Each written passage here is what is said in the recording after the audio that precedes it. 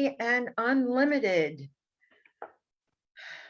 So again, welcome everyone on this beautiful, beautiful Sunday morning.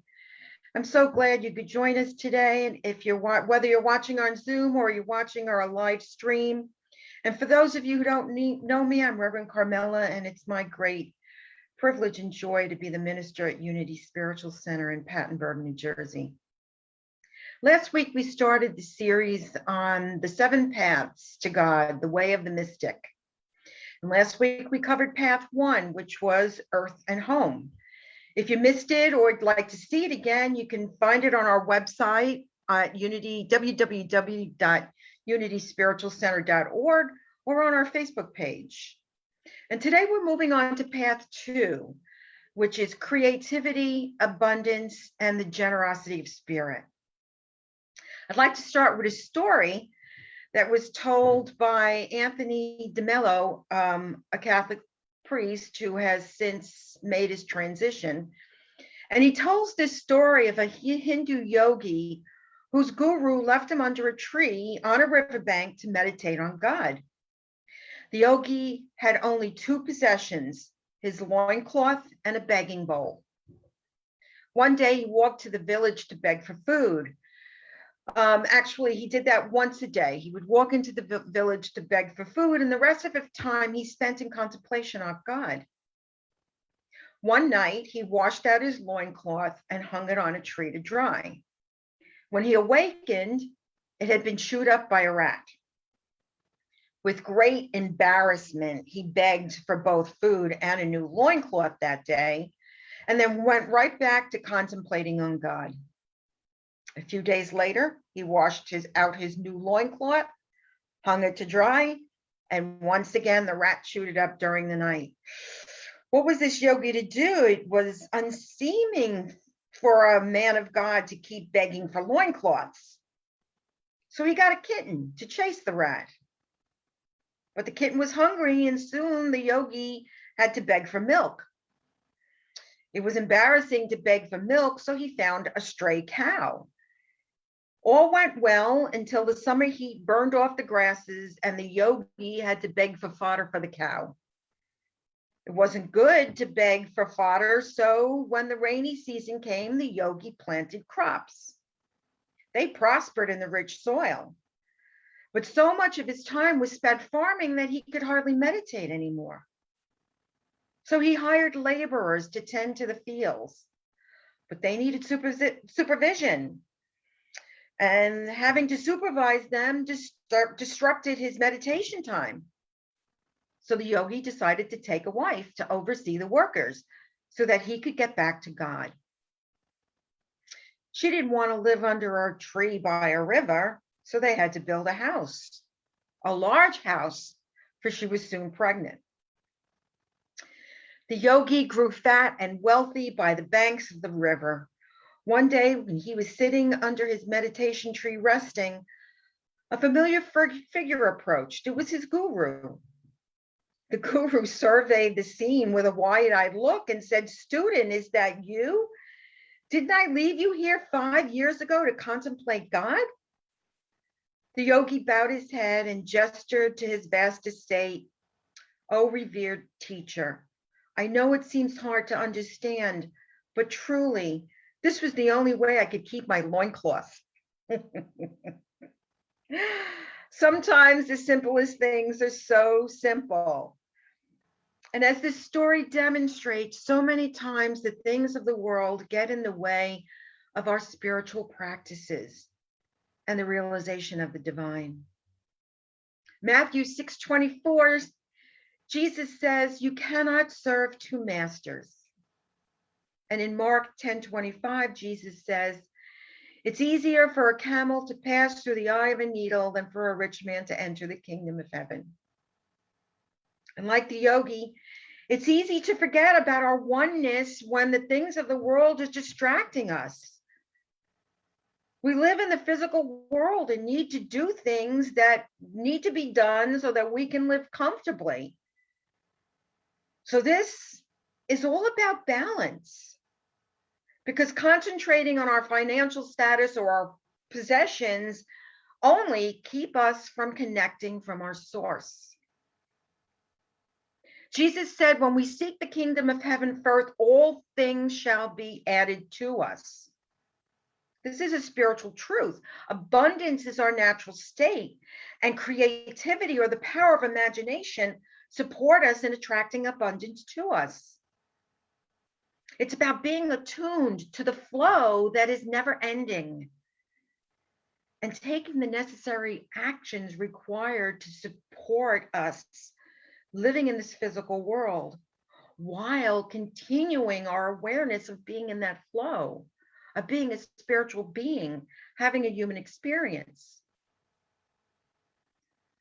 The path to mystic embodies generosity of spirit. The highest intention of those who are generous in spirit is to encourage that creative potential in themselves and others, because they know that they are here as extensions of God's love, as an extension of the divine, and know and trust that whatever is needed will be provided. When our intention is generosity, abundance becomes manifest. Doors open unexpectedly. Strangers come to our aid, and surprise money arrives to meet our expenses. But let's be very clear here. There's a big difference between having faith that the universe will provide or having magical thinking. We have to do our part as co-creators to manifest abundance in all areas of our lives. So the path to mystic is a practical person, as well as a person filled with faith that is grounded in truth principle. To develop generosity of spirit, our intention and desire must be to serve our divine creator, the source of all things, and to focus on wanting only the highest and best for everyone we encounter, for all that we do. We know and believe that if our intention is honored to serve, the universe will provide all that is required materially and spiritually for our success. We all know and have the understanding that we receive as we give, and that our own creativity is enhanced through mentoring others. Again, we need to be grounded in practicality. That is, we need to take the action so that the universe can provide. You know, you can't win the lottery if you don't buy a lottery ticket. You won't have a best-selling book unless you actually sit down and write the book. We need to take the action to open the way for that flow to continue and come to us. In Matthew 6:19-21, Jesus says, do not store up for yourselves treasures on earth, where moth and rust consume and where thieves break in and steal. But store up for yourselves treasures in heaven, where neither moth nor rust consumes and where thieves do not break in and steal. For where your treasure is, there your heart will be also. So Jesus is saying, don't just invest in things of the world, because the world is temporary. Anything can happen in the world. He's telling us to invest in ourselves, our true selves with a capital S, so that we're aligned with spirit, so that we grow with the flow and seize the opportunities that are presented to us. It's a universal law that we receive as we give. But we need to remember to stay grounded in practicality, to find a balance. So even though we're giving, we're mindful to not deplete ourselves of that energy and forgetting self-care. We need to find the balance. St. Francis of Assisi is a model of spiritual abundance.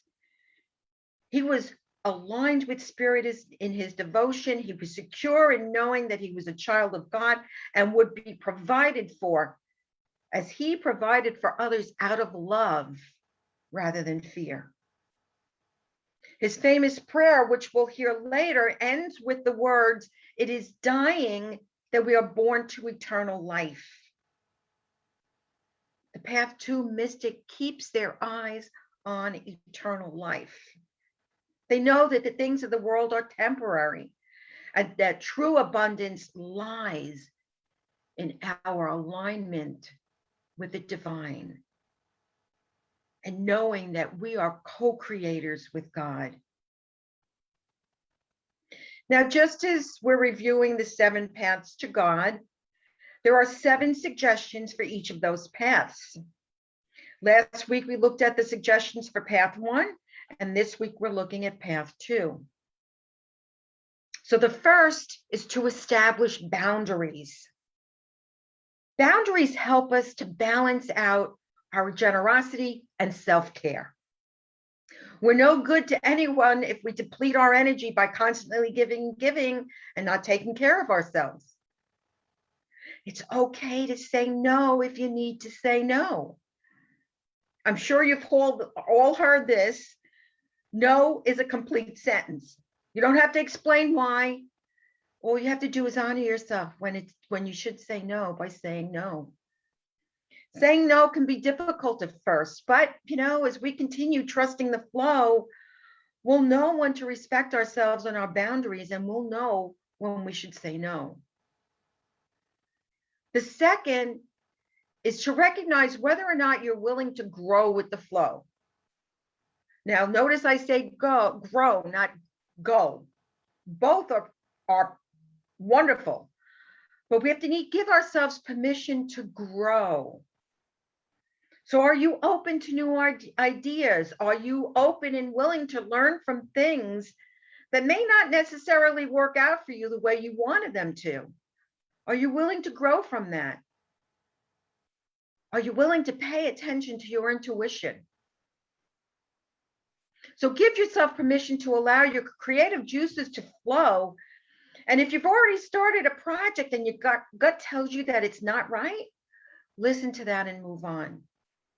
Spirit will always lead you on a path that is best for you.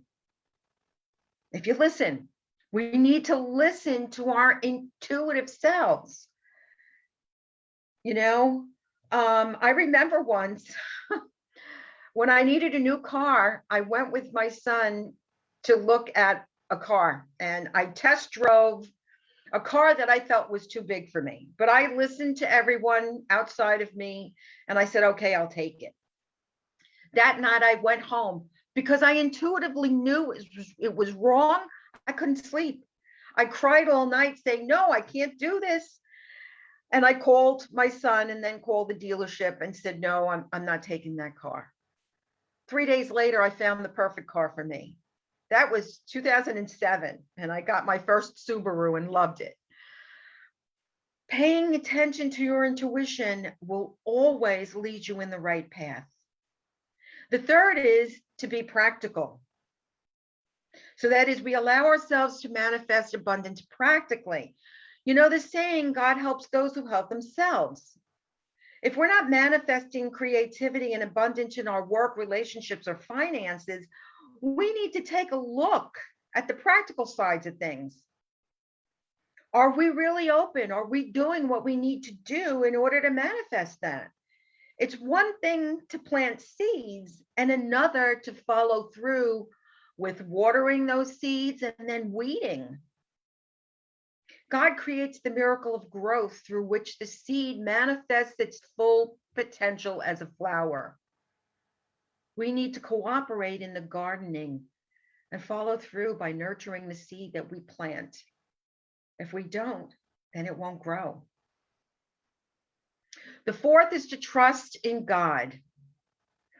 There's a reason that our forefathers placed "In God we trust" on our currency. This is an important message for manifesting abundance in every area of our lives. There's a Hasidic teaching that states that when we take one step toward God, God takes 100 steps towards us. Divine law teaches us that we extend gratitude for all that we wish and feel the feelings of having that which we want, even if it hasn't appeared yet. It's that gratitude, that thanksgiving, that feeling of having, of being, that draws what we want to us. What we need to do is trust and affirm and be in that knowing, that divine presence of who we really are. The fifth is, what's your intention? If your intention in manifesting abundance is limited to storing up treasures on earth, as we read earlier in Matthew 6, then the moths and the rust will eventually get the better of you. What is one intention that summarizes your spiritual treasure right now? What is one intention that supports your creative gifts that you have? What is one intention that describes your purpose in life? For St. Francis, it was to be an instrument of God's peace. For me, it was the purpose statement that I wrote for myself when I became involved in Unity in the 1990s. And it remains the same today. I've tweaked it a little bit, but it's to help support and empower others to realize their divine nature. And even as I say that, I feel my body tingling, because that is my purpose. That is my intention. That's my spiritual treasure. If you're not sure what your purpose is, I invite you to meditate and pray about it. See where spirit leads you. When you feel it churning within you, you'll know that that's the right path. That's the right purpose. The sixth is to count your blessings. The more we are grateful, the more we will have things to be grateful for. 1 Thessalonians 5:16 says, rejoice always, pray continually, give thanks in all circumstances. All circumstances. It doesn't say give thanks when you get what you want. It says give thanks in all circumstances. It's really easy to be grateful when we get what we want. But what about when we don't? That's the hard part. But when we learn to give thanks for all things, as I said earlier, the more we will have to be grateful for.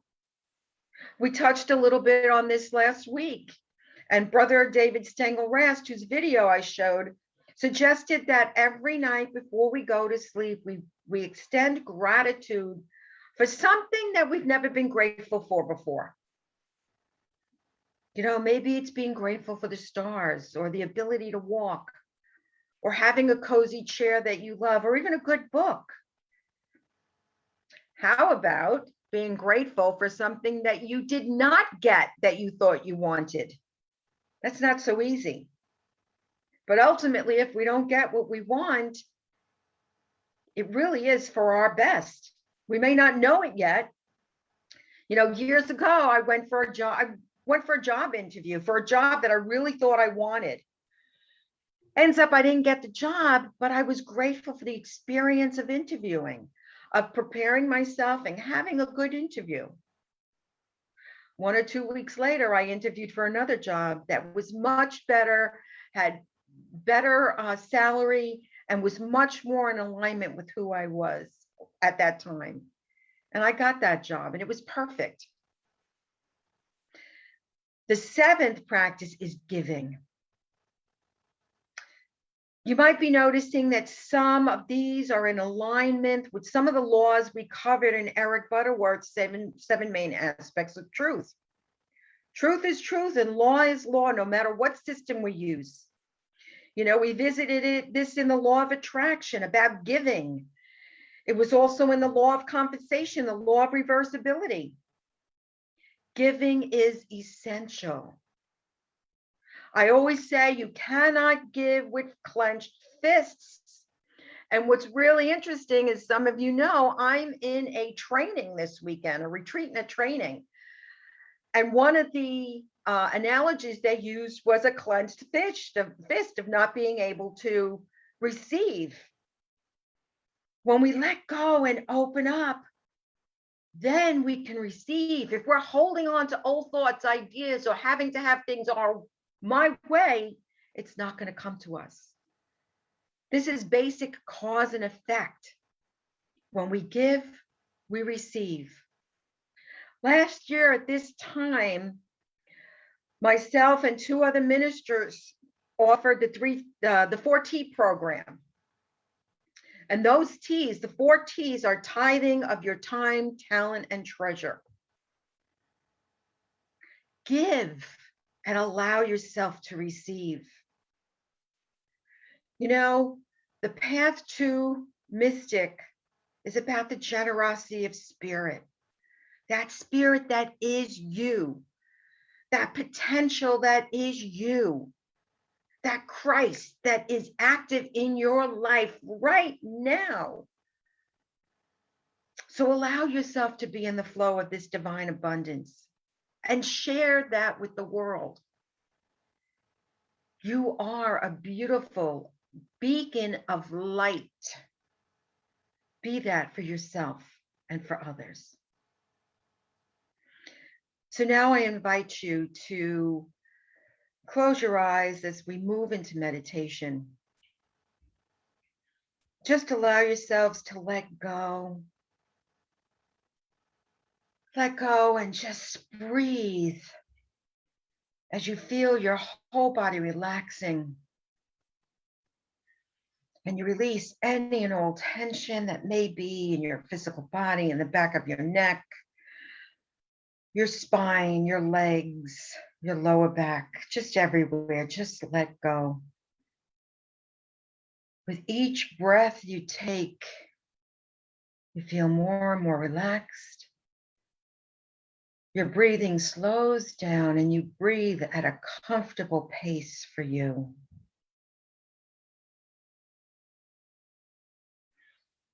We are here right now, this very day, to acknowledge the truth of who we are.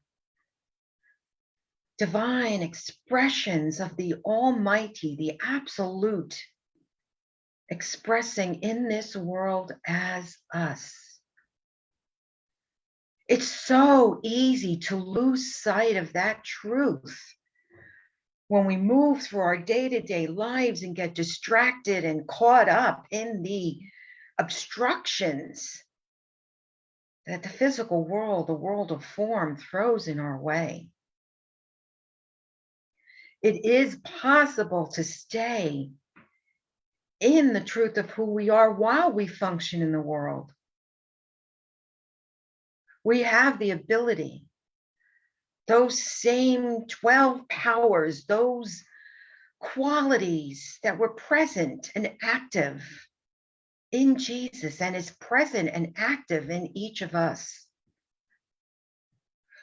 St. Francis was such a beautiful, wonderful representation of that truth, of being pure love and generosity,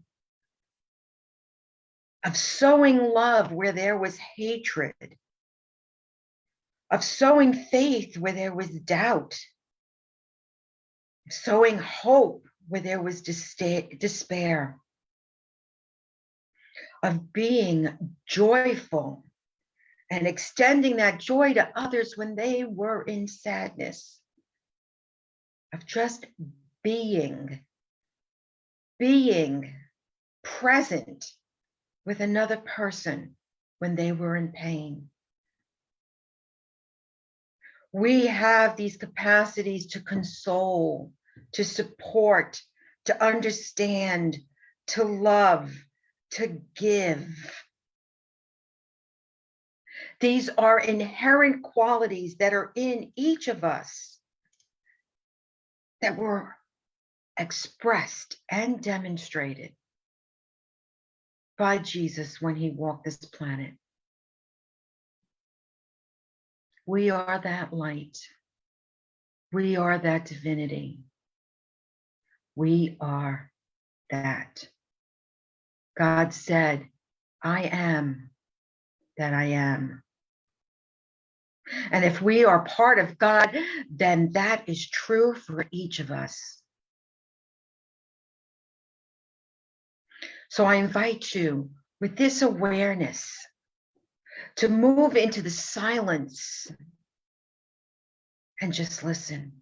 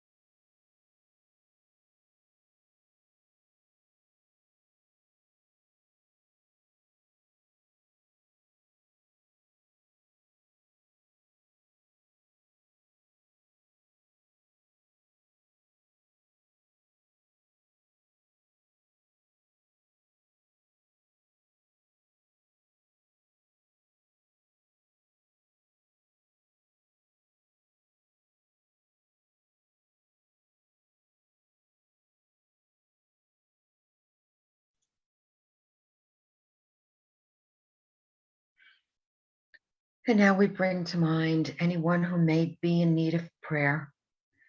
For all those on our unity prayer list, for all those in silent unity. And we extend this prayer to all of humanity, for anyone who may be in pain, physically, emotionally, mentally, or spiritually. We affirm that that same power and presence that is within us is within everyone. And we affirm that there is nothing that can go on in our human lives that cannot be supported by this power and presence within us. With God, all things are possible. Healing is possible, peace is possible, love is possible, good relationships are possible. An end to hunger is possible. All things are possible. And we know that this presence and this power in each person will see them through any temporary condition in their life. And we are so grateful for this awareness, so grateful to know that we are these divine expressions and we are here for one another.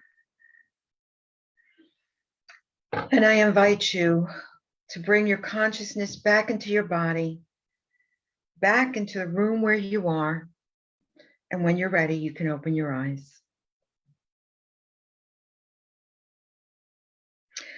All right, so we want to, at this time, it's our opportunity to share our gifts.